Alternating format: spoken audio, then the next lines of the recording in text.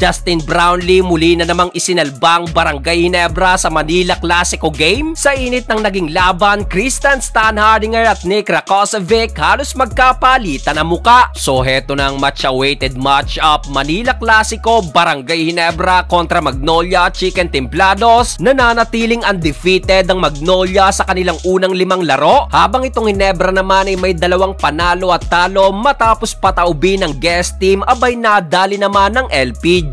Well, opening quarter, Aljun Mariano at LA Tenorio kasama sa starting 5 ng Ginebra over kay Jamie Malonzo at Scottie Thompson. Fortunating run ang simula ng Ginebra, pero dahil sa magkasunod na 3-pointer ni Paul Lee, agad-agad nakabawi at lumamang naman ng 5 points itong Magnolia Hotshots. Bago ilabas si Aljun Mariano under 6 minutes mark, nakatikada pa ito ng isang 3-pointer. Kaso nang ibabaw naman sa ilalim itong si Nick Rakocevic under 2 minutes mark, Gio Halalo natawa na lang nang pumasok itong kanyang pabiting tira. Lumamang hanggang 10 points ang Magnolia, pero nagawang maibaba ng Ginebra yan sa 20-24 dahil sa 4th straight points si Japet Aguilar. Maagang nagkakiskisan si The Beast Calvin Abueva at Nards Pinto na merong history na magkainitan sila ng huling Manila Clasico. Second quarter, mainit ang simula ni Jamie Malonzo with 6 straight points including itong kanyang 200 jam. Kaso mas nag-init nga lang itong si Paul Lee na muling nakatikada na naman ng 3 straight 3-pointer. Yun nga lang at maaga niya ring nakuha ang kanyang 3rd personal foul nang maisahan sa rebounding play ni Scottie Thompson. Tulad ni Paul Lee, nakuha rin agad ni Mark Baroka ang kanyang ikatlong foul, pero still nagawang matambakan pa rin ng Magnolia ang Ginebra. Ian Sanggalang kili-kili shot kontra kay Japet Aguilar. The Beast Calvin Abueva nagsimula na ring mang-asar nang pumasok itong kanyang pabandang tira. End of first half, 53-41. Paul Lee pinanguna ng hot shot sa kanyang 15 points kontra sa 10 points si Jamie Malonzo. Justin Brownlee 4 na puntos pa lang ang nagagawa kontra sa 9 points naman ni Nick Rakocevic. Third quarter, another strong start para sa Magnolia. Paul Lee nakuha na ang kanyang ika-6 na 3-point shot, pero matapos siya andito na nagparamdam si Justin Brownlee sa kanyang